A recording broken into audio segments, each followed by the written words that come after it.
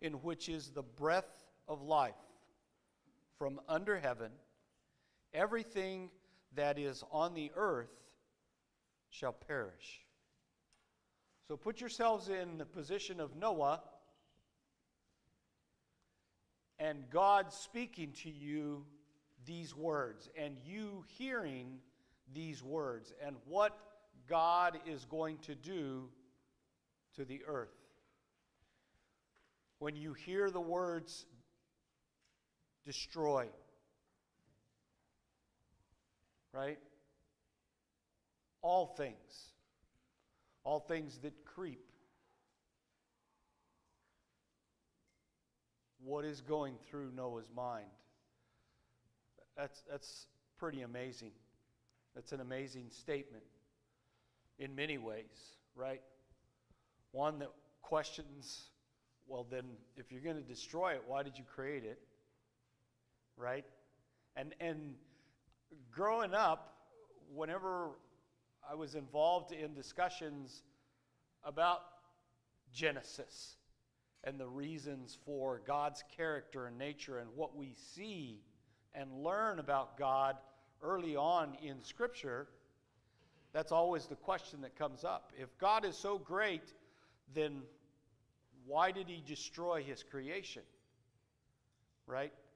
And it's just interesting to me as a person that when calamity happens, we never curse the devil as humanity.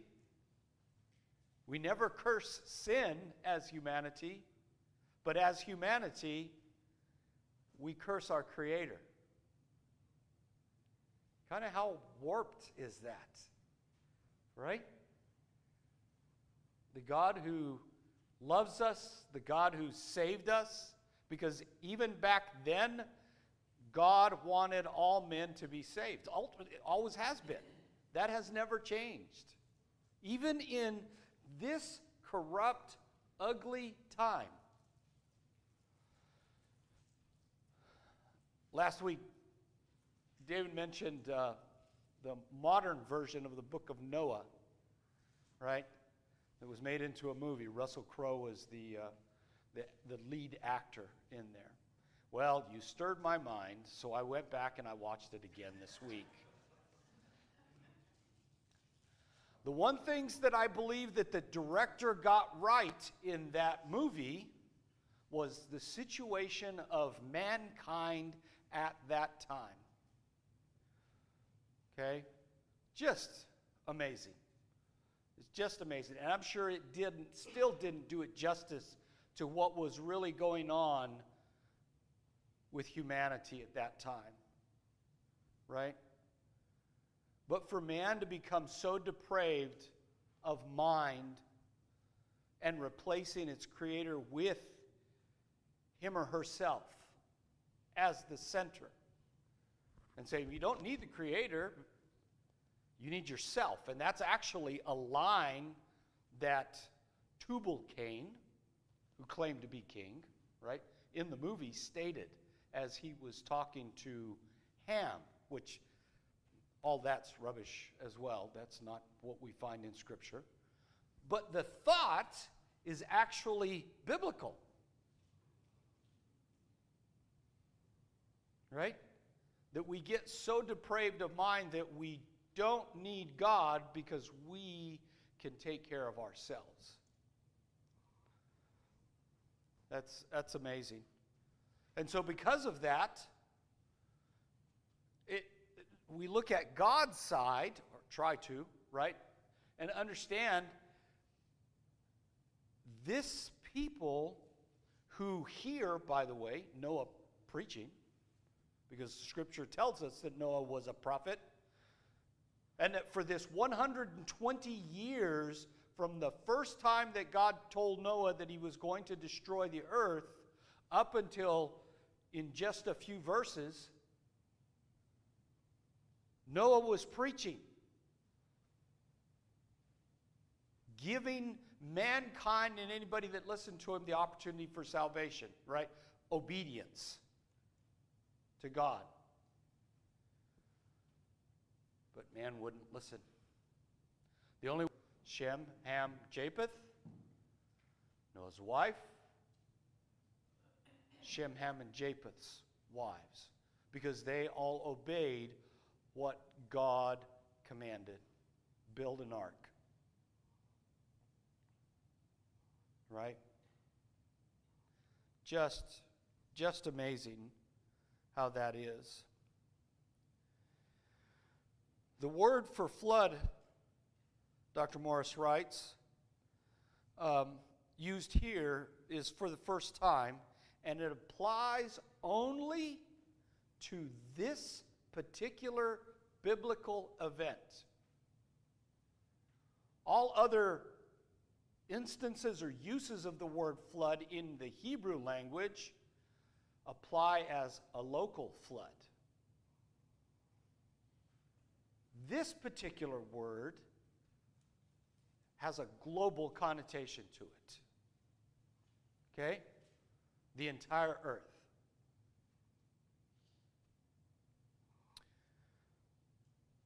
This word is related to an Assyrian word meaning destruction. The phrase a flood of waters could thus well be translated by the term hydraulic cataclysm, right? Hydrology, the study of water, cataclysm.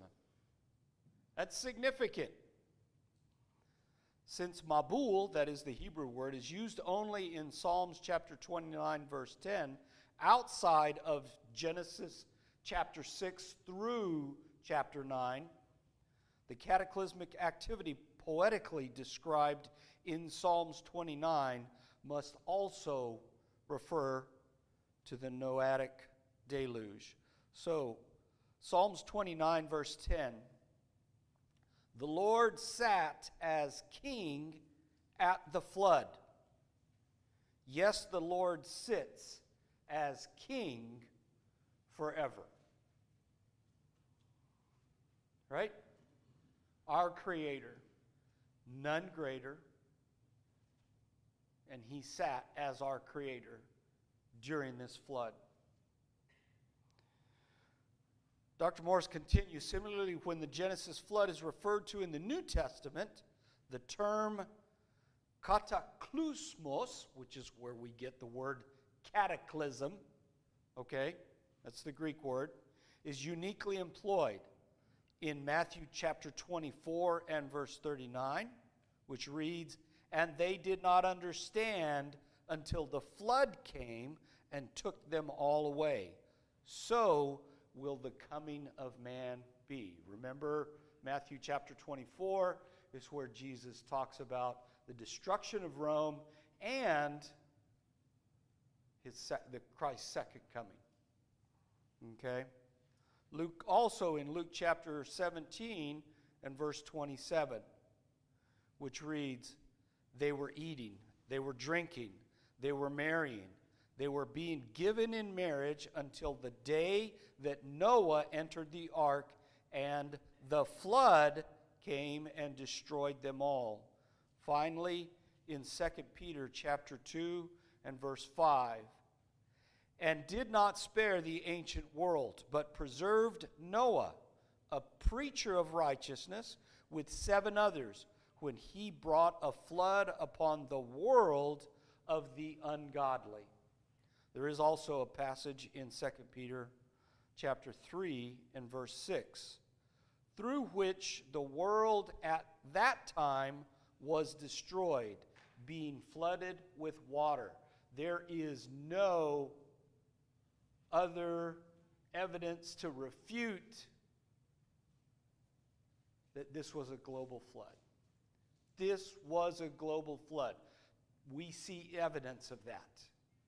Where do you think fossils come from? Right? What happened to the dinosaurs? Well, guess what?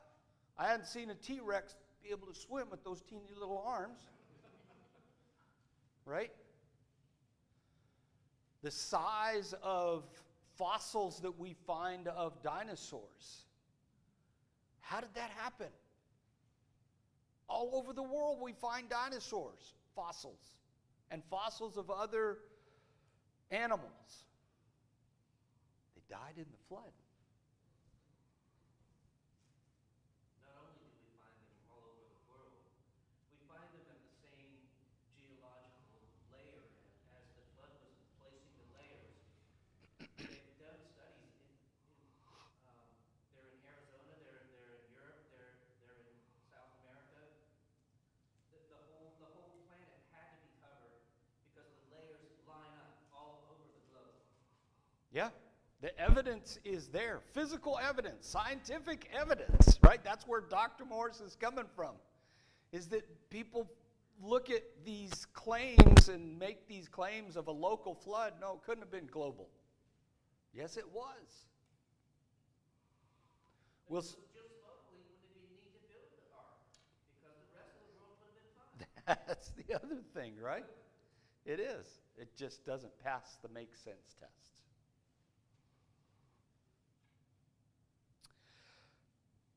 Chapter 6, verse 18. But I will establish my covenant with you, and you shall enter the ark, you and your sons, your wife, and your sons' wives with you. This is the first mention of the word covenant in Scripture.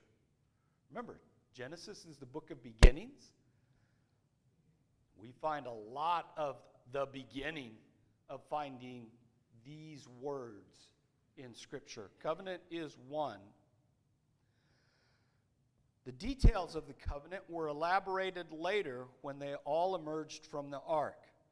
So that is Genesis chapter 9, verse 9 through 17. We won't read those right now. We'll get that when we get to Genesis chapter 9. But that's your reference. What was in that covenant? Chapter 9, verse 9 through verse 17.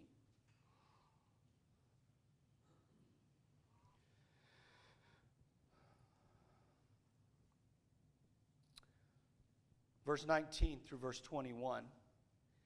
And of every living thing of all flesh, you shall bring 2 of every kind into the ark, to keep them alive with you. They shall be male and female. Of the birds after their kind, and of the animals after their kind, of every creeping thing of the ground after its kind, 2 of every kind will come to you to keep them alive. As for you, take for yourself some of all the food which is edible, gather it to yourself, and it shall be food for you and for them. 7 animals, each clean, kind, evidently those intended for those as domestic and sacrificial animals, were to be on board. God made provision for this, for continued worship to Him. That's why He said, okay, you got the non-clean or dirty animals, right? That's what you eat. And then you've got the clean animals. So, what does this mean? Right? This continues this idea of a sacrifice. Just like we saw with Adam, Cain, and Abel.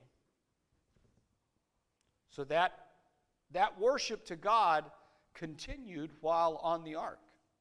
He didn't abandon them.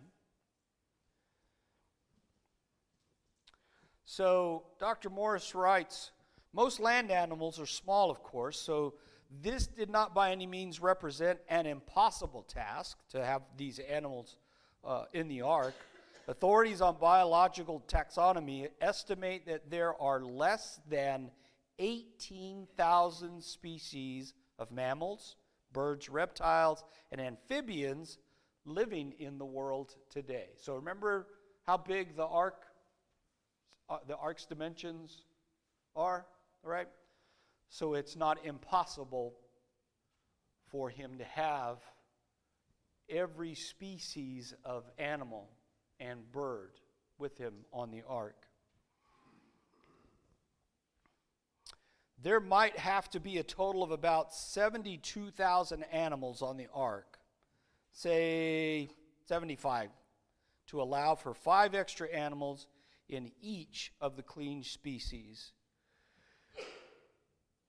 Even the large animals were probably represented by a young, therefore small individual animal, since they had to spend a year in the ark without reproductive activity and then go out and repopulate the earth, right?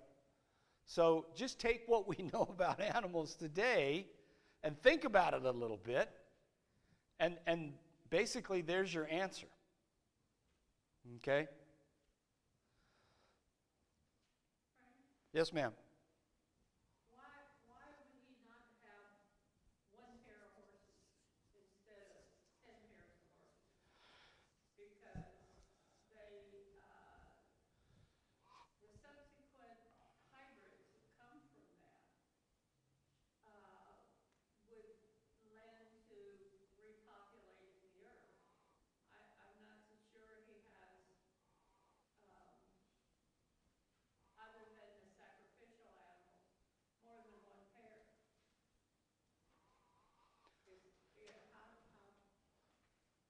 I believe that from the beginning, God created the full complement that we see today. So a zebra versus a quarter horse versus what we call a thoroughbred and various types like that. Same thing with cattle, right? Remember, they were the world, literally the world physically was very different before the flood than what it is today. So we do have to kind of go back to this idea of what the physical world and the atmosphere, vegetation, what that may have been like, right? Remember, there was a water vapor that surrounded the earth because no rain had fallen to this time. So God created a hydraulic system, right, that reproduced water, allowing for these animals, all these species to exist. And so I believe, that everything that we have today was already created that way, and there was uniqueness in that, right? Any animal that we see today, well, I'll take my dog for instance. I have a golden doodle, right? God didn't create golden doodles. He created a golden retriever in Scotland, okay, because that's where they're from. And then a poodle, which I don't know where poodles are from, but where are they? Yeah, French, I guess. But I love my golden doodle. He's a smart dog, wonderful. But that's a mutation, okay, hybrid. That's created by mankind, right? Not by God. And so what we have is the purity of those animals back then. Therefore, the number is reduced. And that's where I think why he did what he did, right? To preserve that. Love is beyond our understanding. Absolutely. We don't know. God so big, we can't think. That's right. That's right. And I kind of go back to, is it a matter of salvation? And it's not. This is a trivial thing, or kind of, in that sense. Yes, ma'am? Well, I used to think that he took 2 by 2 into the ark of everything, but not really. He put 2 by 2 of the unclean and by 7s with the clean animals. But all my life I've heard 2 by 2, and I have a Noah's Ark set, and it's 2 by 2. Yes. So part of it is our teaching, right? The songs that we sing as children, and we grow up with that mindset. But Scripture actually tells us a bit differently there. How did they get to the ark? How did he gather up all these animals? It says God directed them. They will come to you. Oh, very good. How did they do that, though? Supernatural power? How about they were already created this way? What do we know about animals? How many of us like to watch planet, our great planet, right? The British shows and all about animals. What do animals do? Exactly. It was already built into them. So God used how He made His creation, and they migrated to Noah. God just gave them the direction. Said, here we go. This is where y'all are moving to. Right? Remember, and it didn't happen overnight. God gave this decree, this command to Noah 120 years earlier. So how could all of this have happened? A migration from where they were in the world to Noah's Ark over that time period. Right? Again, the earth was very different physically. Think of all these mountain ranges that we have now. It's very possible that they weren't around in the time of Noah. Okay? So travel was much easier. The vegetation was much more available than what we have today. A very different world, literally. So with that, it's very, very possible that that's what happened. Over that 120-year time frame, the animals began showing up.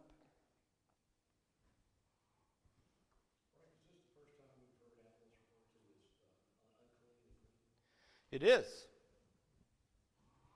Because even in the sacrifice of Cain and Abel, right, which is the first instance of sacrifice that we have recorded in Scripture, that's not stated, but it's implied because of what we read everywhere else, right? Especially in Leviticus, because that's where all the details about clean and unclean and the various types of animals that were authorized for sacrifice. Okay?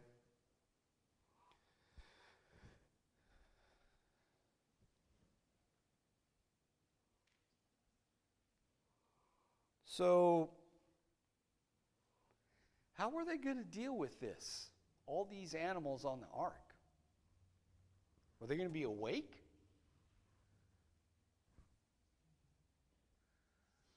What did you say? They will hibernate. Again, God using His creation and the way He created them, the animals, their characteristics of hibernation, right? We'll read that they were in the ark for about a year, a little over a year, okay? So it's very possible that's how this worked. They ate, got their bellies full on the way to the ark, and then they took a long nap. Makes sense to me. Like Thanksgiving. The Turkey Day coma. Right? Missed the second half because I was sleeping, trying to deal with the football games. Genesis 6:22. Thus Noah did according to all that God had commanded him, so he did. Did not waver. Right? You think he questioned this? Think he was challenged with this idea?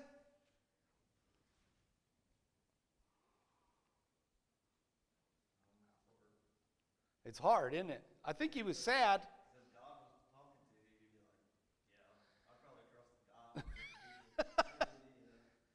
But remember, he was righteous and he was a preacher. He was delivering God's message while building the ark and seeing the rejection of his message. To love the Creator, to obey the Creator. And it's just, it's phenomenal.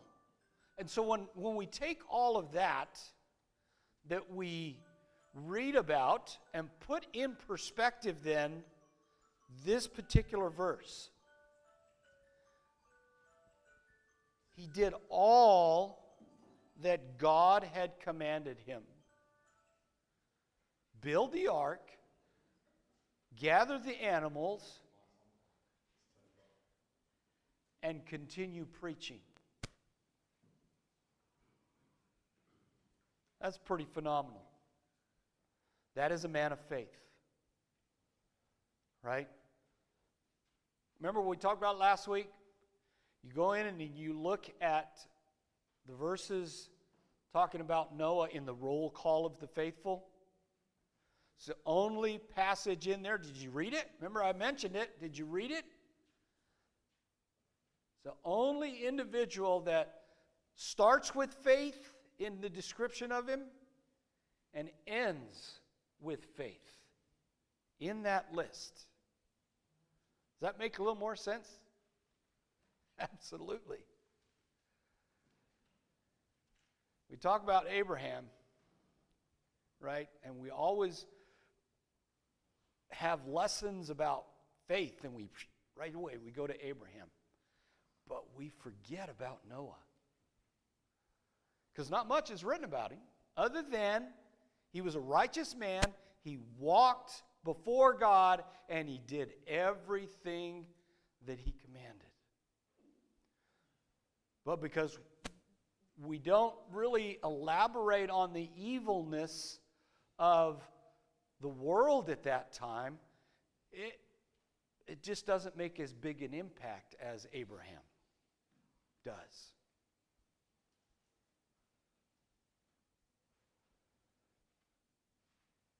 We come from good stock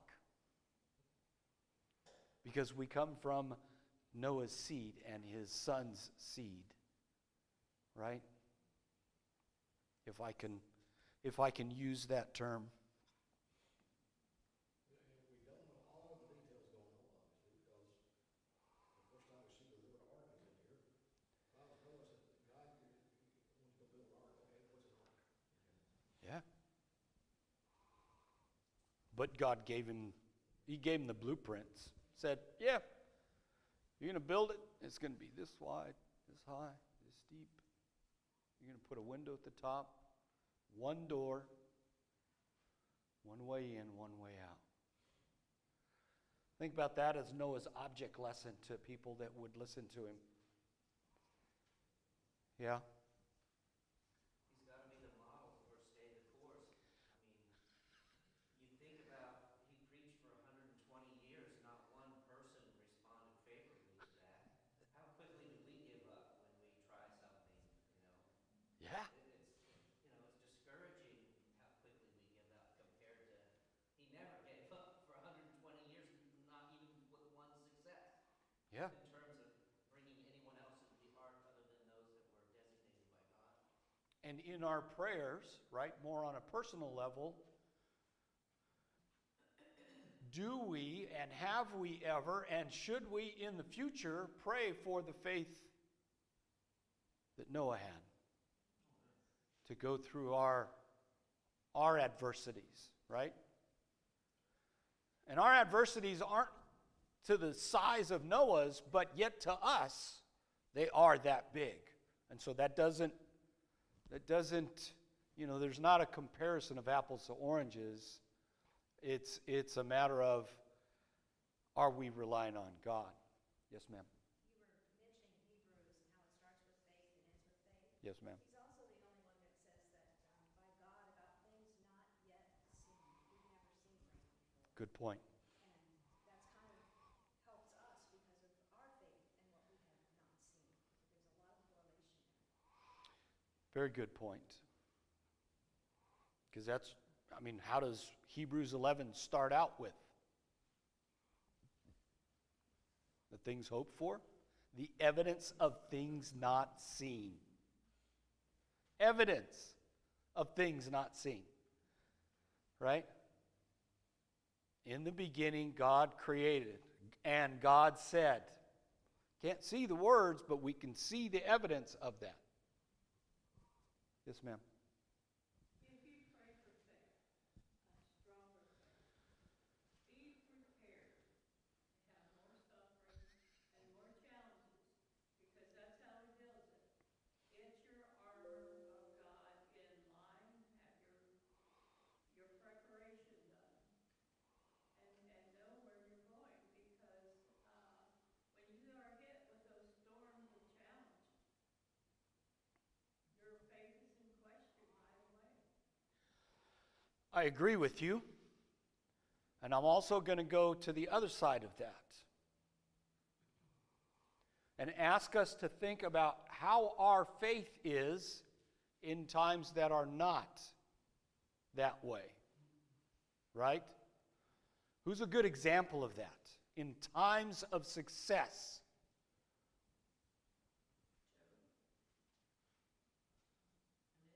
Initially, David.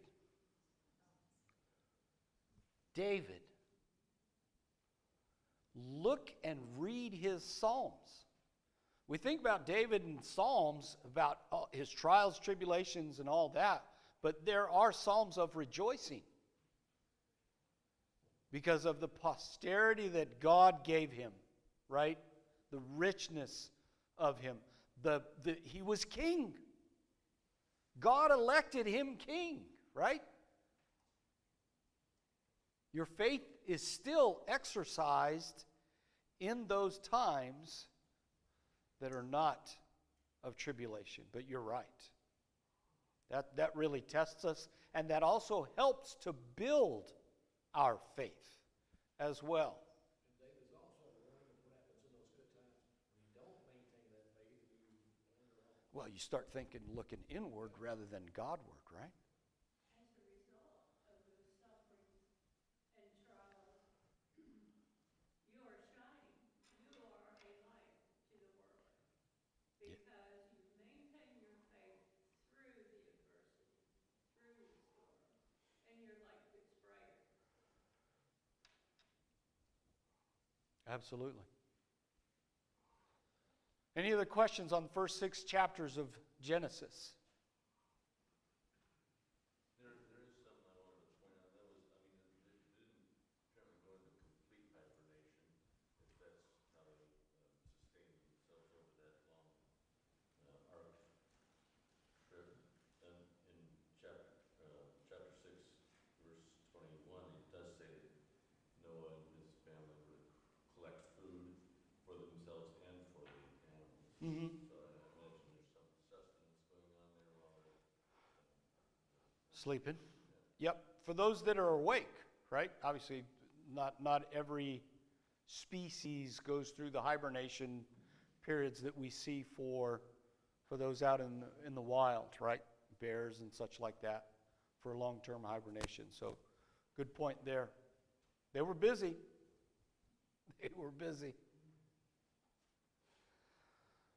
So let's start out with Genesis chapter 7 by reading Hebrews chapter 11, verse 7.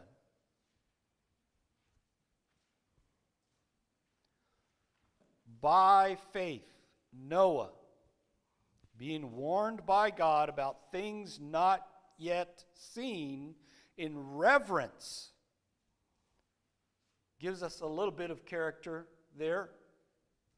In reverence, prepared an ark for the salvation of his household, by which he condemned the world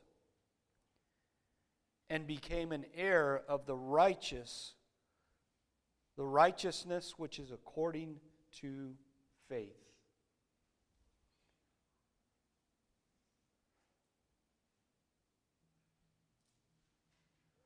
Genesis chapter 7, verse 1. Then the Lord said to Noah, "Enter the ark, you and all your household, for you alone I have seen to be righteous before me in this time. That's another amazing statement. Out of all these people in the world, you alone are righteous before me.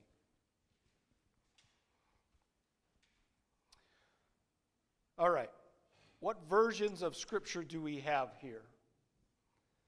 I just read from the New American Standard Version. Who's got a different version? What does the ESV read for 7:1, please? The Lord said to Noah, go into the ark, you and all your household, if I have seen that you are righteous before me in this generation. Go into the ark. Is there any different versions of Scripture? The New King James is slightly different in that it says, come into the ark. And the Old King James has those same words. Okay? So there's a discrepancy here. Come into the ark. The New American Standard is enter. The same thing as the ESV. Dr. Morris likes to bring out at this point, because he's using, a King James version, but he uses that term there. Come into the ark. Okay? New American Standard, and I did a little bit of Hebrew word study on this, and so it can be either or. Okay? But here, Dr. Morris points out that the Lord said, come. So what does that mean? He's with Noah and his family. He's already in the ark, and he says, come on in. Come on in. Right? But because of Noah's righteousness and his faith, he had this sense of belongingness with God already. Because if he didn't, he wouldn't have preached. He wouldn't be the man that we read about here in the book of beginnings. He wouldn't be in this roll call of faithful that we read in Hebrews chapter 11.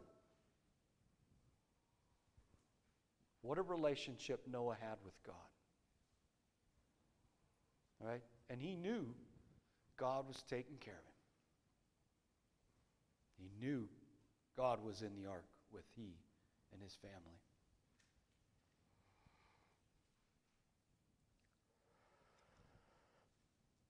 Dr. Morris also points out that it's significant that each member of that household also exercised their faith in God as well.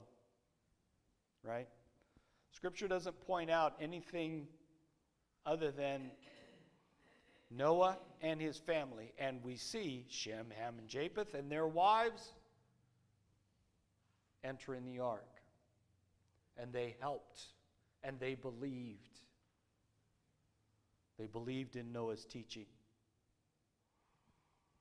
Don't know if God talked to if the boys heard God talking to Noah or not. We don't get that indication. We just get an indication that they were faithful men and women. Right? Again, humanity came from good stock, faithful stock.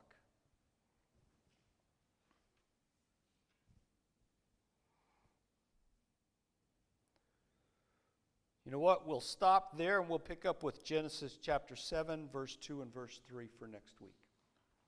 Thank you.